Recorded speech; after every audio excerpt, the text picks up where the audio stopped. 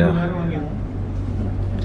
نحمد الله ونصلي ونسلم على رسول الله سيدنا وحبيبنا وإمامنا محمد وآله وصحبه أجمعين.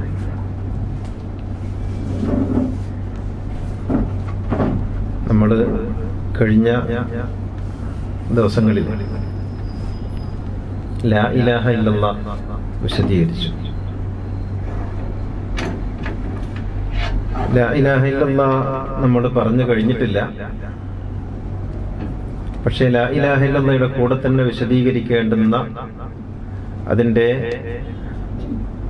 മറു പകുതിയാണ് മുഹമ്മദ് റസൂലുള്ളാഹ് എന്നുള്ളത്. ഇത് പരസ്പരം പൂരകമാണ്, ഒന്നില്ലെങ്കിൽ മറ്റേതില്ല.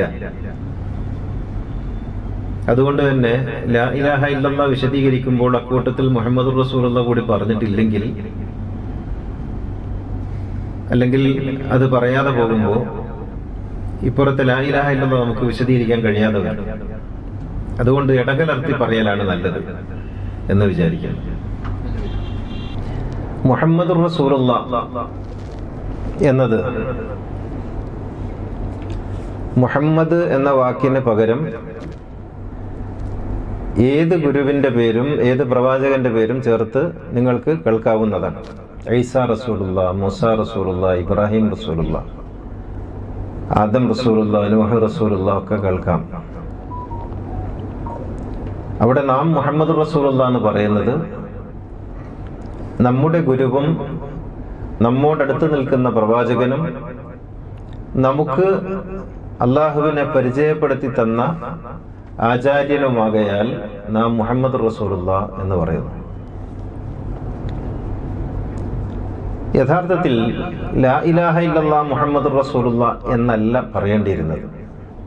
മുഹമ്മദ് റസൂലുള്ളാഹ് ലാ ഇലാഹ ഇല്ലല്ലാഹ് എന്നായിരുന്നു. കാരണം മുഹമ്മദാണ് അള്ളാഹുവിലേക്കുള്ള വഴി.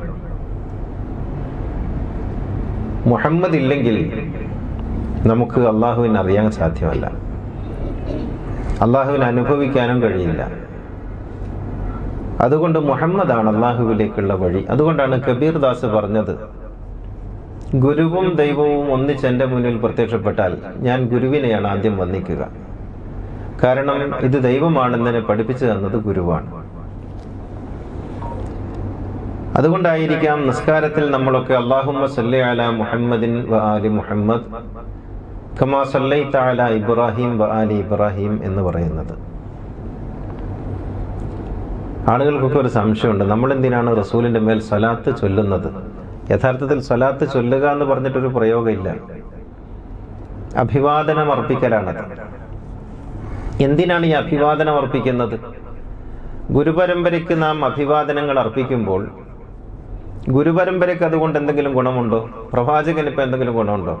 അല്ലാഹുമ്മ സല്ലി അലാ മുഹമ്മദ് എന്ന് പറഞ്ഞിട്ടൊരു ഗുണമില്ല. പിന്നെയോ നാം ഗുരുവന്ദനം നടത്തുകയാണ്. ഗുരുവന്ദനം നടത്തിക്കൊണ്ടല്ലാതെ ഒരാൾക്കും ഒരു വാക്കും ഉരിയാടാൻ കഴിയില്ല, ഒരാൾക്കും ഒരു പ്രാർത്ഥനയും നിർവഹിക്കാൻ സാധ്യമല്ല, ഒരാൾക്കും ഒരു ജ്ഞാനബിന്ദുവിലൂടെ പ്രവേശിക്കുക അസാധ്യമാണ്. നിങ്ങൾ നോക്കൂ, മുഹമ്മദിനെ മൈനസ് ചെയ്തുകൊണ്ട് നമുക്ക് ഏത് അള്ളാഹുവിലേക്കാണ് എത്തിച്ചേരാൻ സാധിക്കുക? നമ്മൾ മുഹമ്മദ് എന്നൊക്കെ പറയുമ്പോൾ ആൾക്കാർ ചോദിക്കുന്നത് ആദരവില്ല, സല്ലല്ലാഹു അലൈഹി വസല്ലം എന്ന് പറയണം. അത് നാവിൻ തുമ്പത്ത് ആദരവുണ്ടെന്ന് കരുതുന്നവർക്കാണ്. മുഹമ്മദ് നമ്മുടെ ജീവനാഡിയായിരിക്കുന്ന കാലത്തോളം, മുഹമ്മദ് നമ്മിൽ അലിഞ്ഞു ചേർന്ന ഒരു നാമമായിരിക്കുന്ന കാലത്തോളം, മുഹമ്മദ് നമ്മുടെ ലഹരിയായിരിക്കുന്ന കാലത്തോളം, മുഹമ്മദ് നമ്മുടെ പ്രകാശമായിരിക്കുന്ന കാലത്തോളം നമുക്ക് മുഹമ്മദ് എന്നല്ലാതെ മറ്റൊരു വാക്ക് പറയേണ്ടതില്ല. കാരണം നമുക്ക് സർവവും മുഹമ്മദാണ്, മുഹമ്മദീയമാണ് നമ്മുടെ ജീവിതം എന്ന് പറയുന്നത്. അതുകൊണ്ട് സല്ലല്ലാഹു അലൈഹി വസല്ലം ഒക്കെ ആളുകൾ ആരോ പറയട്ടെ, അതും നമ്മുടെ വിഷയമല്ല. നമുക്ക് മുഹമ്മദ് എന്ന് പറഞ്ഞാൽ ഈ പ്രപഞ്ചത്തിലെ മഹാസത്യത്തിലേക്കുള്ള ഏക പാതയാണ്. മുഹമ്മദിനെ വിസ്മരിച്ചുകൊണ്ടോ മുഹമ്മദിനെ മൈനസ് ചെയ്തുകൊണ്ടോ നമുക്ക് ദൈവത്തിലേക്കോ സത്യത്തിലേക്കോ എത്തിച്ചേരുക സാധ്യമല്ല. അപ്പോൾ ലാ ഇലാഹ ഇല്ലല്ലാഹ് എന്ന സത്യത്തെ സാക്ഷാത്കരിക്കുന്നത് മുഹമ്മദ് റസൂലുള്ളാഹ് എന്ന ഗുരുവന്ദനമാണ്. ആ ഗുരു പരമ്പരയാണ്, ഗുരുമാർഗമാണ്. മുഹമ്മദ് ആരാണ്? മക്കയിൽ 570 മെയ് മാസം 5-ാം തീയതി ആമിനയുടെ ഗർഭപാത്രത്തിൽ നിന്ന് പുറത്തേക്ക് വന്ന ഒരു കുഞ്ഞ് 632 മദീനയിൽ മറമാടപ്പെട്ട ആ ഒരു മാംസകഷ്ണത്തിന്റെ പേരല്ല മുഹമ്മദ്. മക്കയിൽ ജീവിച്ച് 40-ാം വയസ്സിൽ നുബുവത്ത് കിട്ടി, 53-ാം വയസ്സിൽ ഹിജ്റ പോയി, 63-ാം വയസ്സിൽ വഫാത്തായ, ഈ ലോകത്ത് ശരീരത്തോടു കൂടി ജീവിച്ച ആ കേവല ശരീരത്തിന്റെ പേരല്ല മുഹമ്മദ്. മുഹമ്മദ് എന്ന പ്രതിഭാസം ഏതെങ്കിലും ഒരു കാലത്ത് പൊട്ടിപ്പുറപ്പെട്ട് അണഞ്ഞുപോയ ദീപമല്ല. അത് എക്കാലവും ഈ ലോകത്ത് നിലനിൽക്കുന്ന ഒരു സത്യത്തിന്റെ നാമമാണ്, സത്യത്തിന്റെ ശബ്ദമാണ്. അതൊരു കാലത്ത് മനുഷ്യനായി നമ്മുടെ മുന്നിൽ ഗുരുവായി നമുക്ക് സ്പർശിക്കാവുന്ന, നമുക്ക് ആശ്ലേഷിക്കാവുന്ന, നമുക്ക് കാണാവുന്ന ഒരു വസ്തുവായി നമ്മുടെ മുന്നിൽ വന്നു. പക്ഷേ ആ സത്യം എപ്പോഴും ഇരിക്കുന്നു. ഫഅലം, ഖുർആൻ പറയുന്നു, ഫഅലമു അന്ന ഫീകും റസൂലുള്ളാഹ്, പ്രവാചകൻ നിങ്ങളുടെ ഉള്ളിലാണ് ഇരിക്കുന്നത്. പ്രവാചകൻ നിങ്ങളുടെ ഉള്ളിലാണ് ഇരിക്കുന്നത്. അപ്പോൾ മുഹമ്മദ് മരണപ്പെട്ടിട്ടില്ല. മരണപ്പെട്ടത് ആ മുഹമ്മദാണ്. ഏത് മുഹമ്മദ്? ആമിനയുടെ ഗർഭപാത്രത്തിൽ നിന്ന് നമുക്ക് സ്പർശിക്കാനും നമുക്ക് അനുഭവിക്കാനും നമുക്കറിയാനും വേണ്ടി വന്ന ശരീരത്തോടു കൂടിയ മുഹമ്മദാണ് മരിച്ചത്. പക്ഷേ പ്രവാചകനായ മുഹമ്മദ് ഇന്നും ജീവിച്ചിരിക്കുന്നുണ്ട്. വഅലമു അന്ന ഫീകും റസൂലുള്ളാഹ്, അറിയണം നിങ്ങളിലാണ് ദൈവദൂതനുള്ളത്. നാം ഓരോരുത്തരിലുമുണ്ട് ആ മുഹമ്മദ്. അത് മുഹമ്മദിന്റെ പ്രകാശമാണ്, മുഹമ്മദിന്റെ ജ്ഞാനമാണ്, മുഹമ്മദിന്റെ നാമമാണ്. നമുക്കേവർക്കും സാക്ഷാത്കരിക്കാവുന്ന ജ്ഞാനസൂത്രത്തിന്റെ നാമമാണ് മുഹമ്മദ്.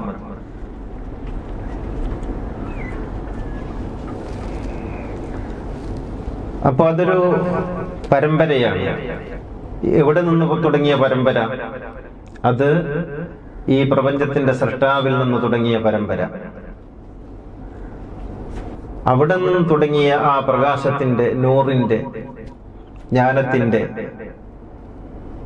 ഒരു കാലത്തുള്ള വെളിപ്പെടലിന്റെ പേര് മൂസ, മറ്റൊരു കാലത്തുള്ള വെളിപ്പെടലിന്റെ പേര് ഈസ, വേറൊരു കാലത്ത് വെളിപ്പെട്ടതിന്റെ പേര് ഇബ്രാഹിം, മറ്റൊരു കാലത്ത് വെളിപ്പെട്ടതിന്റെ പേര് മുഹമ്മദ്. അത് വെളിപ്പെടലാണ്, ജ്ഞാനത്തിന്റെ സ്ഫുരണങ്ങളാണ്. ഇന്നലെ ഉദിച്ച സൂര്യനാണ് ഇന്ന് ഉദിക്കുന്നത്. പക്ഷെ ഇന്നത്തെ സൂര്യൻ പുതിയ സൂര്യനാണ്. ഓരോ ദിവസത്തെയും സൂര്യൻ പുതിയ സൂര്യന്മാരാണ്. പക്ഷേ അത് ഇന്നലത്തെ സൂര്യൻ തന്നെയാണ്, ആദ്യകാലത്തുള്ള സൂര്യനാണ്, 10,000 കൊല്ലം മുമ്പ് ഉദിച്ച സൂര്യനാണ്, ഇനിയും ഉദിക്കാൻ പോകുന്ന സൂര്യനാണ്. അതാണ് മുഹമ്മദ്. ആദമായി, നൂഹായി, ഇബ്രാഹിമായി, മൂസയായി, ഈസയായി, യൂനുസായി, ഇസ്ഹാഖായി ഒക്കെ വെളിപ്പെട്ടുകൊണ്ടേയിരുന്നത് ആ മുഹമ്മദ് തന്നെ.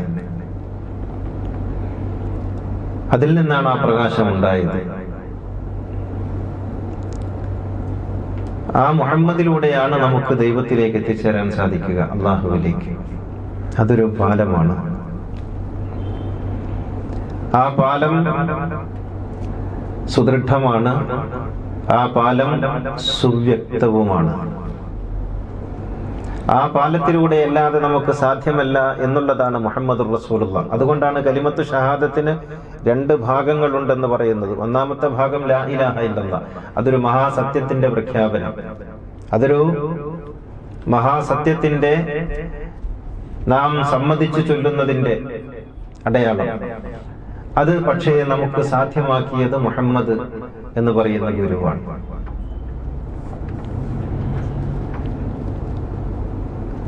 മുഹമ്മദും നമ്മളും തമ്മിലുള്ള ബന്ധം ഈ ഒരു ഗുരു ശിഷ്യ പാരസ്പര്യത്തിൽ മാത്രം ഒതുങ്ങുന്നതല്ല, അത് വൈകാരികം കൂടിയാണ്. അത് നമുക്ക് പിന്നെ പറയാം.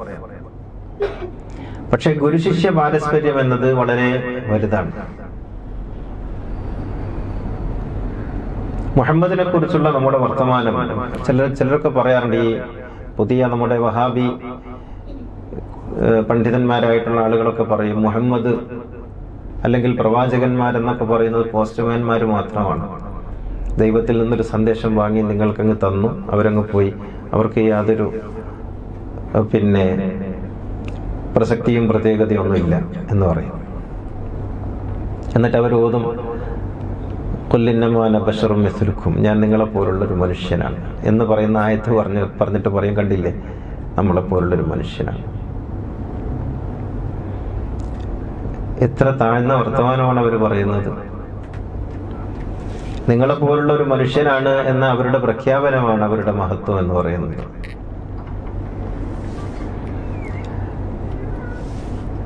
യഥാർത്ഥത്തിൽ നാം അനാഥൻ എന്ന് പറയുന്നൊരു മുഹമ്മദുണ്ട്, നാം ദരിദ്രൻ എന്ന് പറയുന്നൊരു മുഹമ്മദുണ്ട്. അത് നമ്മളെപ്പോലുള്ള സാധാരണക്കാരനായ ഒരു മുഹമ്മദിനെ കുറിച്ചാണ് നമ്മൾ അങ്ങനെ പറയുന്നത്. അതിനപ്പുറത്ത് പക്ഷേ യൂഹാ ഇലയ്യ എന്ന് പറയുന്ന മറ്റൊരു മുഹമ്മദുണ്ട്, ആകാശത്തോളം ഉയർന്ന ഒരു മുഹമ്മദ്.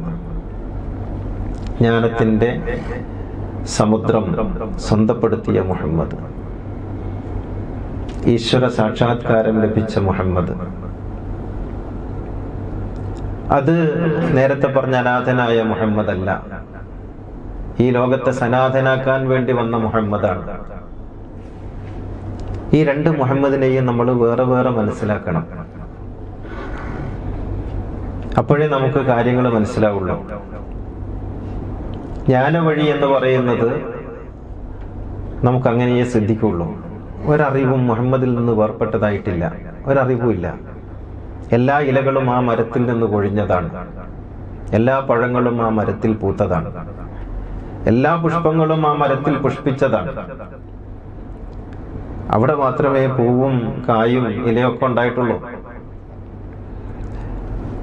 ആ ഒരു മുഹമ്മദിനെയാണ് നമ്മൾ കാണേണ്ടത്. മുഹമ്മദ് റസൂൽ എന്ന് പറയുമ്പോൾ അതൊരു വെറും വർത്തമാനമല്ല, അതൊരു ഗുരുവിനെ സ്വീകരിക്കലാണ്, ഞാൻ ഇല്ലാതാകലാണ്, ആ ഗുരുവിലേക്ക് ലയിച്ചു ചേരലാണ്. മുഹമ്മദ് നമുക്ക് ഗുരുവാണെങ്കിൽ നാം അദ്ദേഹത്തിന് ശിഷ്യപ്പെടണമല്ലോ. ആ ശിഷ്യപ്പെടലാണ് മുഹമ്മദ് റസൂലുള്ളാഹി എന്ന് പറയുന്ന പ്രഖ്യാപനം. ഞാനിതാ സമർപ്പിതനായിരിക്കുന്നു, ഞാൻ അങ്ങയുടെ ശിഷ്യനായിരിക്കുന്നു,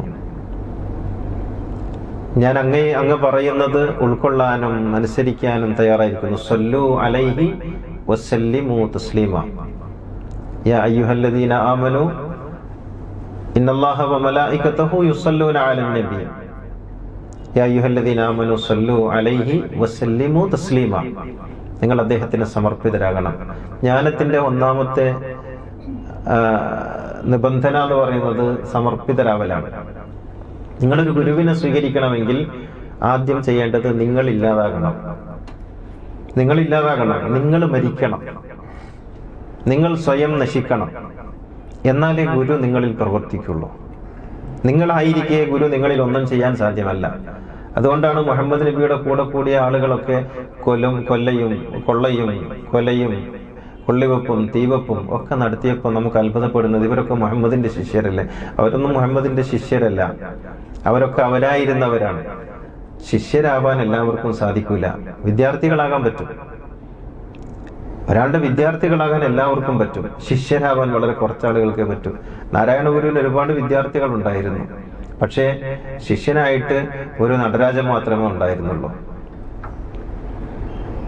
മുഹമ്മദിന് ഒരുപാട് വിദ്യാർത്ഥികൾ ഉണ്ടായിരുന്നു, ശിഷ്യനായിട്ട് ഒരു അലി മാത്രമേ ഉണ്ടായിരുന്നുള്ളൂ. അന മദീനത്തുൽ ഇൽമി വ അലിയുൻ ബാബുഹ. അപ്പൊ വിദ്യാർത്ഥിയും ശിഷ്യനും തമ്മിലുള്ള വ്യത്യാസം അറിയണം. ശിഷ്യൻ എന്ന് പറയുന്നത് സല്ലിമു തസ്ലീമ, അങ്ങനെയാണ്, സമ്പൂർണമായ സമർപ്പണം ഉണ്ടാകണം. ഒരാളിൽ നിന്ന് അറിവ് കേട്ടു എന്ന് കരുതി ശിഷ്യനാവുന്നില്ല. ഒരാളുടെ മുന്നിൽ വെച്ച് എന്തെങ്കിലും പഠിച്ചു എന്ന് കരുതിയിട്ട് ശിഷ്യനാവുന്നില്ല. ശിഷ്യനാവണമെങ്കിൽ സമ്പൂർണമായ സമർപ്പണം അനിവാര്യമാണ്. ഞാൻ ഇല്ലാതാകണം, എൻ്റെ ധാരണകൾ ഇല്ലാതാകണം, എൻ്റെ അറിവില്ലാതാകണം. ഡീസ്കൂളിംഗ് കംപ്ലീറ്റ് ഒഴിവാക്കണം, മനസ്സിൽ നിന്ന് ഒഴിവാക്കണം. അതുകൊണ്ട് ശിഷ്യൻ എന്ന് പറയുന്നത് ചെറിയ കാര്യമല്ല, ഗുരുവിനേക്കാളും മീതെയാണ് ശിഷ്യൻ. അതുകൊണ്ടാണ് റൂമി തബ്രീസിയേക്കാൾ വലിയ ആളായത്. തബ്രീസി ഗുരുവാണ്, പക്ഷെ റൂമി വലിയ ആളാണ്. അത് എപ്പോഴും ചരിത്രത്തിൽ സംഭവിച്ചിട്ടുണ്ട്. ശ്രീരാമകൃഷ്ണ പരമഹംസർ ഗുരുവാണ്, വിവേകാനന്ദൻ ശിഷ്യനാണ്, ഗുരുവിനേക്കാൾ പ്രശസ്തി നേടി. അങ്ങനെയാണല്ലോ ഉണ്ടാവുക. അപ്പോൾ അത് ചരിത്രത്തിൽ എവിടെയും നമുക്ക് കാണാം, അങ്ങനെയാണ് സംഭവിക്കുക. അപ്പോ ഗുരു ശിഷ്യനെ സ്വീകരിക്കുന്നു എന്ന് പറയുന്നത് ശിഷ്യൻ ഗുരുവായി തീരുന്നു എന്നുകൂടിയാണ്. അപ്പൊ ഗുരുവിനെ നാം കണ്ടെത്തുമ്പോൾ നമുക്ക് നമ്മളല്ലാതായി മാറണം. അപ്പോഴേ മുഹമ്മദ് റസൂലുള്ള ശരിയാവുള്ളൂ. നമ്മുടെ ഒന്നും മുഹമ്മദ് റസൂലുള്ള ശരിയാവാത്തത് നമ്മൾ നമ്മളായി നിന്നുകൊണ്ടാണ് മുഹമ്മദ് റസൂലുള്ള പറയുന്നത്. നീ മുജാഹിദായിട്ടാണ്, നീ ജമാഅത്തെ ഇസ്ലാമിക്കാരനായിട്ടാണ്, നീ സുന്നിയായിട്ടാണ്, നീ ഖാദിയാനി ആയിട്ടാണ്, നീ ഷിയ ആയിട്ടാണ്, നീ ഏതൊക്കെയോ കമ്പാർട്ട്മെന്റുകളിൽ നിന്നിട്ടാണ് മുഹമ്മദ് റസൂലുള്ള പറയുന്നത്. അതുകൊണ്ട് ഒരിക്കലും മുഹമ്മദ് നബിയുടെ ശിഷ്യനാവുക സാധ്യമല്ല. ശിഷ്യനായി തീരാൻ നിങ്ങൾ നിങ്ങളുടെ എല്ലാ വിലാസങ്ങളും കളയണം, എല്ലാ അഡ്രസ്സും ഒഴിവാക്കണം. എന്നിട്ട് പച്ച മനുഷ്യനായിട്ട്, പൂർണ്ണ നഗ്നനായിട്ട്, നഗ്നത എന്ന് പറയുന്ന കുപ്പായല്ല, നിങ്ങൾ ആത്മാവിൽ സമ്പൂർണ്ണ നഗ്നനായിട്ട് മുഹമ്മദ് നബിയുടെ മുന്നിൽ സമർപ്പിതരായിട്ടിരിക്കുമ്പോഴാണ് മുഹമ്മദ് റസൂലുള്ള പ്രവർത്തിച്ചു തുടങ്ങുക. അല്ലെങ്കിൽ നിങ്ങൾ തർക്കിക്കാൻ തുടങ്ങും. എത്രയാണ് റക്അത്ത്, ഏതാണ് റക്അത്ത്, ഏതാണ് രൂപം, ഏതാണ് കോലെന്നൊക്കെ പറഞ്ഞിട്ട് തർക്കിക്കാൻ തുടങ്ങും. എല്ലാ തർക്കങ്ങളും ഗുരുവിന്റെ മുന്നിൽ അവസാനിക്കണം. എല്ലാ തർക്കങ്ങളും ഗുരുവിലേക്ക് മടങ്ങണം.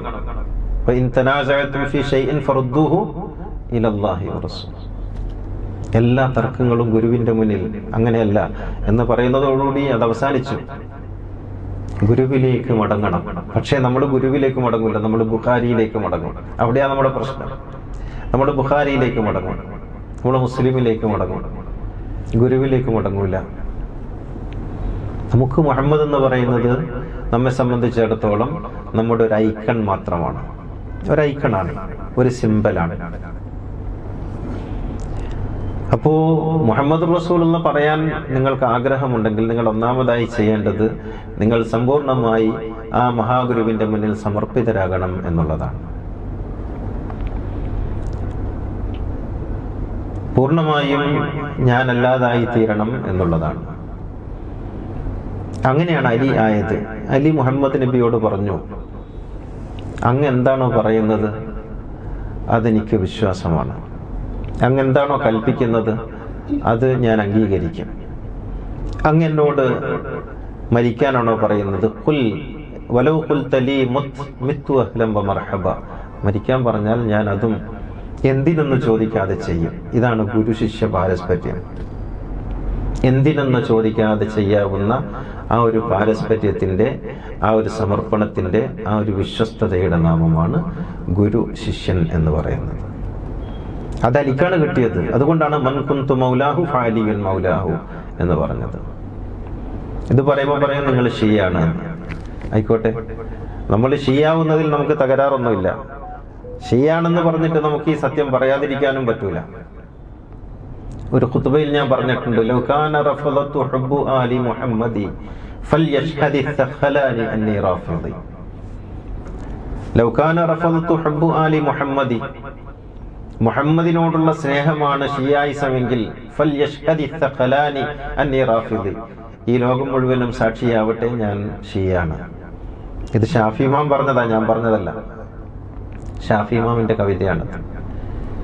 മുഹമ്മദ് നബിയെ കുറിച്ച് പറയുമ്പോൾ, അലിയെ കുറിച്ച് പറയുമ്പോൾ ഷിയ എന്ന് പറയുന്നുവെങ്കിൽ, മുദ്ര കുത്തുന്നുവെങ്കിൽ ആ ഷിയിസം നമ്മൾ ഉൾക്കൊള്ളാൻ തയ്യാറാണ്.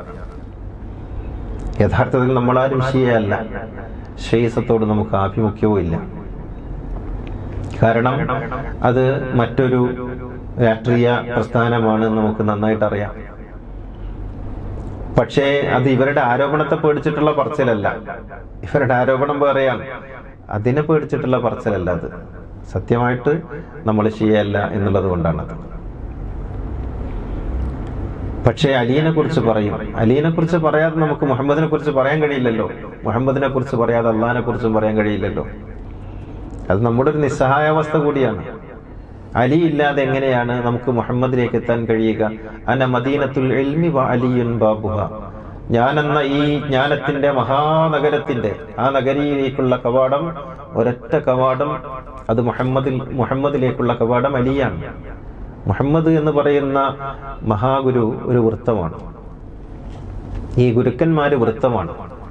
വൃത്തത്തിന്റെ ഒരു പ്രത്യേകത എല്ലാ ഭാഗവും പൂർണ്ണമാണെന്നുള്ളതാണ്. പന്ത് കണ്ടിട്ടില്ലേ നിങ്ങൾ? പന്തിന്റെ ഏത് ഭാഗമാണ് പൂർണ്ണം, ഏത് ഭാഗമാണ് പൂർണ്ണം? പന്തിന്റെ എല്ലാ ഭാഗവും പൂർണ്ണമാണ്. പന്തിന്റെ ഏത് ഭാഗമാണ് പൂർണ്ണം? എല്ലാ ഭാഗവും. അതിന്റെ മേൽഭാഗം എവിടെയാണ്? എവിടെ? എല്ലാ ഭാഗവും മേൽഭാഗമാണ്. അതിന്റെ താഴ്ഭാഗം എവിടെയാണ്? എല്ലാ ഭാഗവും താഴ്ഭാഗമാണ്. അതിന്റെ വലതുഭാഗം എല്ലാ ഭാഗവും വലതുഭാഗമാണ്. പന്ത് പോലെയാണ് ഗുരുക്കന്മാര്. ഏത് ഭാഗത്ത് നോക്കിയാലും പൂർണ്ണമായിട്ട് അനുഭവപ്പെടും. ഏതെങ്കിലും ഒരു ഭാഗത്തെ മാത്രം എടുത്തിട്ട് മാറ്റിവെക്കാൻ കഴിയില്ല. അതുകൊണ്ട് മുഹമ്മദ് എന്ന് പറയുന്നത് ഒരു വൃത്തമാണ്.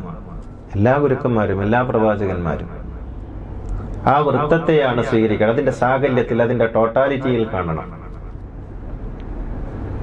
ടോട്ടാലിറ്റിയിൽ കാണാതെ പോയതാണ് നമുക്ക് പ്രശ്നം. ഇപ്പൊ അബൂബക്കറിലൂടെ മുഹമ്മദിലേക്ക് നമുക്ക് എത്താം. അപ്പൊ നമുക്ക് ആരെ കാണാൻ പറ്റും? പള്ളിയിലെ ഇമാമിനെ കാണാൻ പറ്റും. അബൂബക്കർ പള്ളിയിലെ ഇമാമായിരുന്നു. ഉമറിലൂടെ നമുക്ക് റസൂലിലേക്ക് എത്താം. അപ്പൊ നമുക്ക് ആരെ കാണാൻ പറ്റും? അത് ഒരു നല്ല ഭരണാധികാരിയെ കാണാൻ പറ്റും. ഉമർ ഒരു ഭരണാധികാരിയായിരുന്നു. ഉസ്മാനിലൂടെ നമുക്ക് മുഹമ്മദിനെ കാണാം. അപ്പൊ ആരെ കാണാൻ പറ്റും? നല്ലൊരു കച്ചവടക്കാരനെ കാണാൻ പറ്റും. ഉസ്മാൻ നല്ലൊരു കച്ചവടക്കാരനായിരുന്നു. ഖാലിദിലൂടെ നോക്കിയാൽ നമുക്ക് നല്ലൊരു യോദ്ധാവിനെ കാണാം. ഖാലിദ് നല്ലൊരു യോദ്ധാവായിരുന്നു. അങ്ങനെയാണ്. അലിയിലൂടെ നോക്കിയാൽ നമുക്ക് ഗുരുവിനെ കാണാം. ഇതാണ് വ്യത്യാസം എന്ന് പറയുന്നത്. എല്ലാവരും നല്ലവരാണ്, ആരും മോശക്കാരൊന്നുമല്ല, ആരും ഇവിടെ കുഴപ്പമുണ്ടാക്കിയവരുമല്ല. എല്ലാവരും നല്ലവരാണ്, അവരവരുടേതായ കോൺട്രിബ്യൂഷൻ നൽകിയിട്ടുണ്ട്. പക്ഷേ സമഗ്രമായ ഒരു മുഹമ്മദിനെ ലോകത്തിന് സമർപ്പിച്ചത് ആ മഹാപ്രതിഭയാണ്, അലിയാണ്. അപ്പോൾ മുഹമ്മദ് റസൂലുള്ളാഹിയിൽ അലിയെ നമുക്ക് വിസ്മരിക്കാൻ കഴിയില്ല. അതുകൊണ്ടല്ലേ റസൂല് സ്വന്തം മകൾക്ക് അലിയെ തെരഞ്ഞെടുത്തത്. അതുകൊണ്ടല്ലേ അലിയെ തൻ്റെ കിടപ്പറ തൻ്റെ ശയ്യയിൽ കിടത്തിയിട്ട് നാട് വിട്ടുപോയത്. അതുകൊണ്ടല്ലേ തൻ്റെ പിൻഗാമിയായിട്ട് അലിയെ പ്രഖ്യാപിച്ചത്. ഈ പിൻഗാമി എന്ന് പറയുമ്പോൾ ആളുകൾ വിചാരിക്കും ഖിലാഫത്താണ്. നല്ല, ഖിലാഫത്ത് എന്ന് പറയുന്നത് പ്രവാചകന്റെ അനന്തര ഭാഗത്തിന്റെ ചെറിയൊരു ഭാഗം മാത്രമാണ്. മുഹമ്മദ് എന്ന് പറയുന്നത് ഒരു ഭരണാധികാരി അല്ലല്ലോ. മുഹമ്മദ് എന്ന് പറയുന്നത് ഈ മഹാജ്ഞാനത്തിന്റെ, ജ്ഞാനലോകത്തിന്റെ അധിപനല്ലേ. അതിൽ ഈ ഭൗതികമായ അധികാരം ചെറിയൊരു സംഗതി മാത്രമല്ലേ. അലി ആ ലോകത്തിന്റെ പ്രതിനിധിയാണ്, മുഹമ്മദിന്റെ പ്രതിനിധിയാണ്. നൂറാനിയത്തിന്റെ, ഒളിയുടെ, പ്രകാശത്തിന്റെ പ്രാതിനിധ്യമാണ്. അതുകൊണ്ടാണ് മുഹമ്മദിന് നൂർ എന്ന പേരുണ്ട്. അള്ളാഹുവിന്റെ പേരാണത്. നൂർ മുഹമ്മദ് സല്ലല്ലാ. പണ്ട് കുട്ടികൾ ചൊല്ലുന്നില്ലേ, ഹസ്ബി റബ്ബി ജല്ലല്ലാ മാഫി ഖൽബി ഗൈറുല്ലാ നൂർ മുഹമ്മദ് സല്ലല്ലാ. വാഴ്ത്തപ്പെട്ട ആ പ്രകാശം, വാഴ്ത്തപ്പെട്ട പ്രകാശം, അത് മുഹമ്മദിന്റെ നൂറാണ്. അത് അള്ളാഹുവിന്റെ നാമമാണ്. നൂർ, നൂറുൻ അലാ നൂർ, പ്രകാശത്തിന് മേൽ പ്രകാശം. വൈക്കം മുഹമ്മദ് ബഷീർ അങ്ങനെയാണ് പറഞ്ഞത്, വെളിച്ചത്തിന് എന്ത് വെളിച്ചം. അത് ഈ പ്രയോഗമാണ് പറഞ്ഞു വന്നത്. മുഹമ്മദ് എന്ന് പറയുന്ന ആ മഹാപ്രകാശത്തിന്റെ ശിഷ്യനായിരിക്കുക എന്നുള്ളത് നിസ്സാരമായ സംഗതിയല്ല. നിങ്ങൾക്ക് ഏതെങ്കിലും ഒരു കമ്പാർട്ട്മെന്റിൽ ഇരുന്ന് മുഹമ്മദിനെ സ്വീകരിക്കാൻ സാധ്യമല്ല. സാധിക്കും. എങ്ങനെ സാധിക്കും? നിങ്ങൾ പറയുന്ന ഗുരുവായിരിക്കണം. അങ്ങനെയാണ്. ഇപ്പോൾ ഈ ഗുരുക്കന്മാരുടെയൊക്കെ ഒരു വലിയ പ്രശ്നം എന്ന് പറയുന്നത് ശിഷ്യന്മാര് പറയുന്നത് പഠിപ്പിച്ചു കൊടുക്കണം എന്നുള്ളതാണ്. മുഹമ്മദ് നിങ്ങൾക്ക് എന്ത് പഠിപ്പിച്ചു തരണം? നിങ്ങളുടെ സംഘടന പറയുന്നത് പഠിപ്പിച്ചു തരണം. അപ്പൊ നിങ്ങൾക്ക് മുഹമ്മദ് ഗുരുവാകും. അങ്ങനെയുള്ള ഒരു ഗുരുവിനെയാണ് നമുക്ക് വേണ്ടത്. നിങ്ങൾ ആഗ്രഹിക്കുന്നത്, ഞാൻ ആഗ്രഹിക്കുന്നത് പഠിപ്പിക്കുന്ന ഗുരു, ഞാൻ ഇഷ്ടപ്പെടുന്നത് പറയുന്ന ഗുരു. അങ്ങനെയുള്ള ഗുരുക്കന്മാർക്ക് വലിയ മാർക്കറ്റാണ്. യഥാർത്ഥത്തിൽ നമ്മൾ ഇഷ്ടപ്പെടുന്നത് പറയുന്നവനല്ല ഗുരു. ഗുരു എന്ന് പറഞ്ഞാൽ ഇരുട്ടിനെ രോധിക്കുന്നവൻ, പ്രകാശം പരത്തുന്നവൻ. ലഖദ് ജാഅകും റസൂലുൻ മിൻ അൻഫുസികും അസീസുൻ അലൈഹി മാ അനിത്തും ഹരീസുൻ അലൈക്കും ബിൽ മുഅ്മിനീന റഊഫുർ റഹീം. അങ്ങനെയാണ്. നിങ്ങളുടെ കാര്യത്തിൽ അതീവ താല്പര്യമുള്ള ദയാലുവായ ഗുരു മുഹമ്മദ്. നമുക്കിഷ്ടമുള്ളത് പറഞ്ഞു തരാനല്ല പ്രവാചകന്മാർ വന്നത്, നമുക്ക് അപ്രിയമായതും കൂടി പറയാനാണ്. നമ്മൾ ഇഷ്ടപ്പെടുന്നത് പറയാനല്ല. പക്ഷേ നമ്മളൊക്കെയും ഷഠിക്കുന്നത് നമ്മൾ ഇഷ്ടപ്പെടുന്നത് പറയുന്ന ഒരു മുഹമ്മദിനെയാണ്, അള്ളാഹുവിനെയാണ്, ഖുർആാനിനെയാണ്. അതുകൊണ്ടാണ് നമ്മൾ ഖുർആാനൊക്കെ അങ്ങനെ വായിക്കുന്നത്. നിങ്ങൾ മുജാഹിദായി, മുജാഹിദിൽ തന്നെ വ്യത്യസ്ത ഗ്രൂപ്പുകളായി, ജമാഅത്തെ ഇസ്ലാമിക്കാരനായി, സുന്നിയായി, സമസ്തയായി, സംസ്ഥാനയായിട്ടൊക്കെ നിങ്ങൾക്ക് ഖുർആാനിനെ വായിക്കാം. നിങ്ങൾ വായിക്കുന്നത് നിങ്ങളുടെ ഖുർആനാണ്, അള്ളാഹുവിൻ്റെ ഖുർആനല്ല. നിങ്ങൾക്ക് അപ്പോഴൊക്കെ മുഹമ്മദ് റസൂലുള്ളാഹി എന്ന് പറയാം. അപ്പോഴൊക്കെ നിങ്ങൾ സ്വീകരിക്കുന്നത് നിങ്ങൾക്ക് ഇഷ്ടപ്പെടുന്നത് പറഞ്ഞു തരുന്ന ഒരു മുഹമ്മദിനെയാണ്, അള്ളാഹുവിൻ്റെ ദൂതനായ ആ മഹാഗുരുവിനെയല്ല. ഇതാണ് വ്യത്യാസം എന്ന് പറയുന്നത്. അപ്പോൾ ഗുരുവിനെ ശിഷ്യപ്പെടണം, മുഹമ്മദിനെ ശിഷ്യപ്പെടണം. മുഹമ്മദ് റസൂലുള്ളാഹി എന്ന് പറയാൻ യോഗ്യത ഉണ്ടാകണം. സമ്പൂർണമായ ശിഷ്യപ്പെടലാണത്. അങ്ങനെ ശിഷ്യപ്പെടുമ്പോൾ സാധിക്കുക എന്താണെന്ന് ചോദിച്ചാൽ, മുഹമ്മദും നമ്മളും തമ്മിൽ രണ്ടല്ലാതായി മാറും. ഒരു സിങ്കിങ് സംഭവിക്കും. ആ സിങ്കിങ് ആത്മീയമായ ഒരു സിങ്കിങ് ആണ്. അവിടെയാണ് റസൂല് പറയുന്നത്, നമ്മൾ ഈ മങ്കൂസ് മൗലൂദിലൊക്കെ പറയാറില്ലേ, അന്ത ഉമ്മൻ അം അബു മാ റഅയ്നാ ഫീഹിമാ മിസ്ല ഹുസ്നിക ഖത്തു യാ സയ്യിദി ഖൈറുൻ നബി. നിങ്ങൾ എനിക്ക് ആരാണ്? ഈ കവി ചോദിക്കുകയാണ്, നിങ്ങൾ എനിക്ക് ആരാണ്? അന്ത ഉമ്മൻ, നിങ്ങൾ എൻ്റെ മാതാവാണോ? അം അബു, അല്ല നിങ്ങൾ എൻ്റെ പിതാവാണോ? മിസ്ല ഹുസ്നിക ഖത്തു യാ, അങ്ങയെപ്പോലുള്ള അങ്ങയുടെ സ്നേഹവാത്സല്യങ്ങളും അങ്ങയുടെ കരുതലും അങ്ങയുടെ നിറവും അവരിൽ എനിക്ക് കാണാൻ കഴിയുന്നില്ലല്ലോ. സയ്യിദി ഖൈറുൻ നബി. അങ്ങനെയാണ് നമ്മൾ ഈ മൗലൂദ് എന്നൊക്കെ പറയുമ്പോൾ നമ്മൾ വിചാരിക്കും സുന്നി മുസ്ലിയാക്കന്മാർ കാശുണ്ടാക്കാൻ വേണ്ടിയിട്ട് ഏർപ്പാട് ചെയ്യുന്ന. അതൊന്നുമല്ല. അവരതിനൊക്കെ വെച്ച് കാശുണ്ടാക്കുന്നു എന്നുള്ള വേറെ കാര്യം. അത് അവരുടെ പണി. പക്ഷേ അതിലൊക്കെ ഉള്ളടങ്ങിയിട്ടുള്ള ചില സത്യങ്ങളുണ്ട്. അത് നമ്മുടെ ആത്മാവിൻ്റെ ഒരു തേട്ടം കൂടിയാണ് അതിലൂടെ കവി ആവിഷ്കരിക്കുന്നത്. നിങ്ങൾ ആരാണ്? നിങ്ങൾ എൻ്റെ മാതാവാണോ? നിങ്ങൾ എൻ്റെ പിതാവാണോ? അല്ല അതിനപ്പുറത്തുള്ള മറ്റെന്തോ ആണോ നിങ്ങൾ എനിക്ക്? ഈ ആത്മാവിൻ്റെ ഒരു സിങ്കിങ് സംഭവിക്കുന്നുണ്ട് അവിടെ. അതുകൊണ്ടായിരിക്കാം റസൂല് പറഞ്ഞത്, നിങ്ങളാരും മുഅ്മിനാവുകയില്ല ഹത്താ അകൂന അഹബ്ബ ഇലൈഹി മിൻ വാലിദിഹി വവലദിഹി വന്നാസി അജ്മഈൻ. സർവരെക്കാളും ഞാൻ നിങ്ങൾക്ക് പ്രിയപ്പെട്ടവനാകുവോളം, സർവരെക്കാളും ഞാൻ നിങ്ങൾക്ക് പ്രിയപ്പെട്ടവനാകുവോളം. ഈ ഒരു പ്രിയം നമുക്ക് മുഹമ്മദ് നബിയോട് ഉണ്ടാകണമെങ്കിൽ ഇത് പറഞ്ഞാൽ ഉണ്ടാവില്ല. ഇതങ്ങനെയാണ്. നമുക്ക് മുഹമ്മദ് എന്ന് പറഞ്ഞിട്ട് കരയാം, നിലവിളിക്കാം, നിലത്ത് വീണ് കിടന്നുരുളാം. അതൊന്നും അല്ല സ്നേഹം. മറിച്ച് ആ നാമം നമുക്കൊരു ലഹരിയായി അനുഭവപ്പെടുകയും ആ സ്മരണ നമ്മുടെ ഉള്ളിൽ ദീപമായി തിളങ്ങുകയും ചെയ്യുക എന്നുള്ളതാണത്. ആ ജ്ഞാനം. ഇനി നിങ്ങൾ ആലോചിച്ച് നോക്കൂ, മുഹമ്മദും മുസ്ലിങ്ങളും തമ്മിലുള്ള ബന്ധത്തെക്കുറിച്ച്. മുഹമ്മദും മുസ്ലിങ്ങളും തമ്മിലുള്ള ബന്ധം. നിസ്കാരം പഠിപ്പിച്ചു കൊടുക്കുന്ന ഒരു പള്ളിയിലെ ഉസ്താദ് അല്ലേ? നബി എങ്ങനെ നിസ്കരിച്ചത്? അങ്ങനെ നിസ്കരിക്കണം എന്ന് വിചാരിച്ചിട്ട് എന്തൊക്കെയോ കോപ്രായങ്ങൾ കാണിക്കുന്ന ഒരു കൂട്ടം. വെറുതെ ഒന്ന് ആലോചിച്ചു, നബി എവിടെ കൈകെട്ടിയെന്ന് ഇങ്ങനെ ആലോചിക്കും. എന്നിട്ട് താഴെ കെട്ടും, മേലെ കെട്ടും, അതിൻ്റെ മേലെ കെട്ടും, ഇടത്തോട്ട് കെട്ടും, വലത്തോട്ട് കെട്ടും, വിരലനയ്ക്കുമെന്ന് ചോദിക്കും. ഇങ്ങനെ നിസ്കാരം പഠിപ്പിച്ചു കൊടുക്കുന്ന ഒരു മുല്ലയാണ് മുസ്ലിങ്ങൾക്ക് മുഹമ്മദ്. ഇങ്ങനെയാണ്. ഇവിടുന്ന് അങ്ങോട്ട് പോയാൽ ഒരുപാട് വഷളത്തരങ്ങൾ ഞാൻ പറയേണ്ടി വരും. ഈ സദസ്സ് അത് യോജിച്ച സദസ്സല്ല. സെക്സിന്റെ പൊസിഷൻ പഠിപ്പിക്കുന്ന മുഹമ്മദ്. നിങ്ങൾ ആലോചിച്ച് നോക്കിയ ഒരു മഹാഗുരുവിനെ കൊണ്ടുപോയ വെച്ച ഒരു തലം ആലോചിച്ച് നോക്കി. എത്രമേൽ നിന്ദിക്കുന്നു ആ മനുഷ്യനെ നമ്മൾ നിരന്തരമായിട്ട്, ഓരോ നേരവും വൃത്തികേടുകൾ പറഞ്ഞ്. ഇങ്ങനെ ഒരു ഗുരുവിനെ സ്വന്തം അനുയായികൾ ഇത്രമേൽ നിന്ദിച്ച ഒരനുഭവം ചരിത്രത്തിൽ വേറില്ല.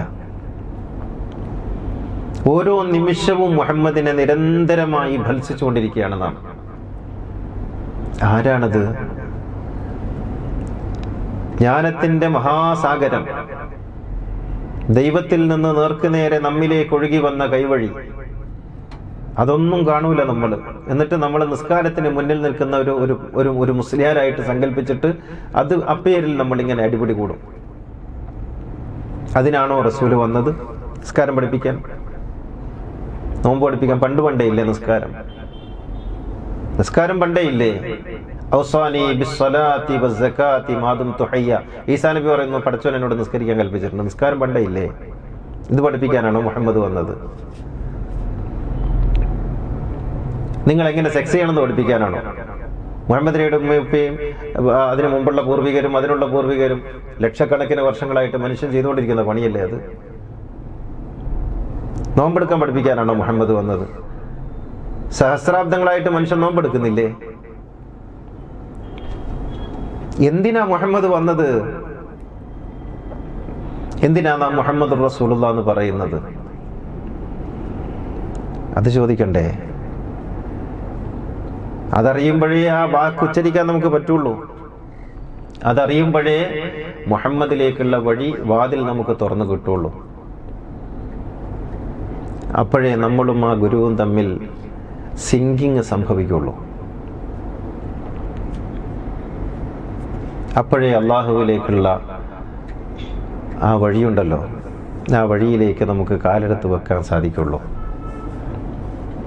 മുഹമ്മദിനെ മറന്നുകൊണ്ട്, മുഹമ്മദിനെ അവഗണിച്ചുകൊണ്ട് ഒരു അള്ളാഹുവിലേക്കും ഒരു കിതാബിലേക്കും നമുക്ക് എത്തുക സാധ്യമല്ല. മുഹമ്മദിലേക്കുള്ള വഴി പ്രണയത്തിൻ്റെ വഴിയാണ്. അത് ഇൻഷാ അല്ലാഹ് നമുക്ക് നാളെ പറയാം. ഞാൻ ഇന്ന് കൂടുതൽ പറയുന്നില്ല. അപ്പോൾ പറഞ്ഞു വരുന്നത്, മുഹമ്മദ് റസൂലുള്ളാഹി എന്നുള്ളത് ലാ ഇലാഹ ഇല്ലല്ലാഹയേക്കാൾ പ്രധാനപ്പെട്ട ഒരു സംഗതിയാണ്. ലാ ഇലാഹ ഇല്ലല്ലാഹ് എന്ന് പറയാൻ തന്നെ നമുക്ക് കഴിയുന്നത് മുഹമ്മദ് റസൂലുള്ളാഹി എന്ന് പറയുന്ന ആ ഭാഗം ഉള്ളതുകൊണ്ടാണ്. അല്ലെങ്കിൽ നമുക്ക് പറയാൻ കഴിയില്ല. ഇൻഷാ അല്ലാഹ് ആ കാര്യം നമുക്ക് നാളെ വിശദീകരിക്കാം.